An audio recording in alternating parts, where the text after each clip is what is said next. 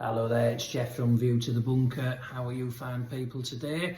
How's your New Year's resolutions going? What we're on the 7th of January, so I'm the 7th day into what I'm going to try and attempt is going to be a dry January. It's going to be tough for myself. I do like a little tipple on a weekend, as some of you may know. But 7 days in, doing okay at the moment. The big test will be this weekend, which will be the first full week back at work and normality after the Christmas hectic break. Can I do it? I'm going to give it a best shot.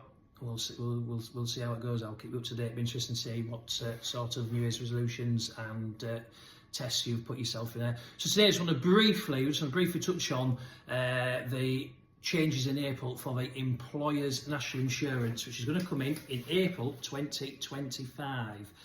Firstly, the key changes that are going to come in. Some good news to start with.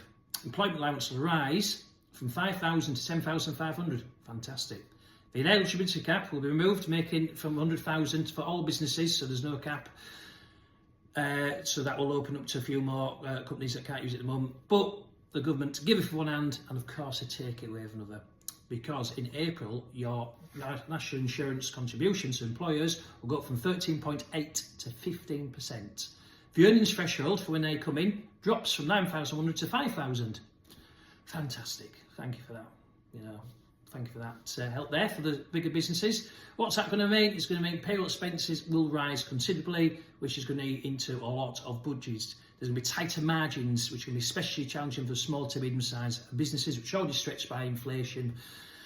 And other cost pressures as well. Now everything's gone up, everyone's struggling a bit, money's tight. How's that going to affect a lot of businesses? Well, bosses will be thinking, am I going to hire? Am I going to be sacking staff? Am I going to stop pay rises?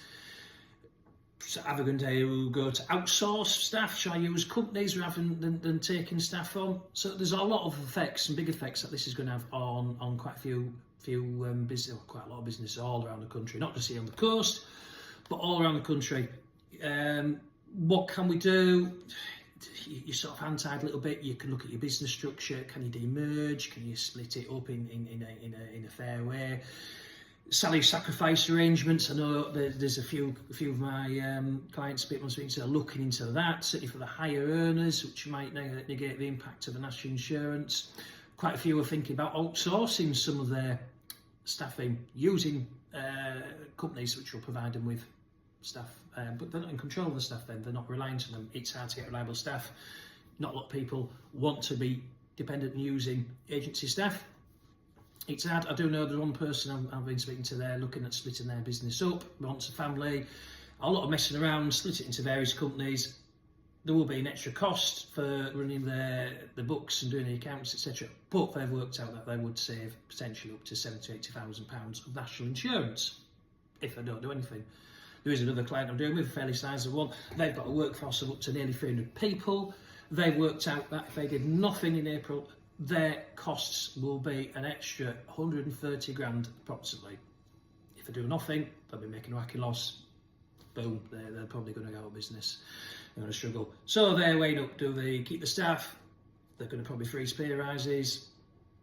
But the ultimate one, and probably the thing that's going to happen with most people, most businesses, is they're going to pass the cost on to the customer. Now, that not necessarily be directly to us, but at some point that'll be fed up and it will come down that we'll end up paying a bit more money for going out to the high street, buying your clothes, going in and have a nice tipple, not till 1st of Feb, of course, remember. There's going to be some big effects. There's going to be a lot of planning and a lot of changes that businesses are going to have to make to account for this. There will be some smaller businesses which will actually benefit because the employment allowance goes up. They've only maybe got on 2 members of staff, and they may actually save a couple of quid, a couple of pennies, a couple of pounds in the year, which is good for them. That's great, and there is a couple of winners in that.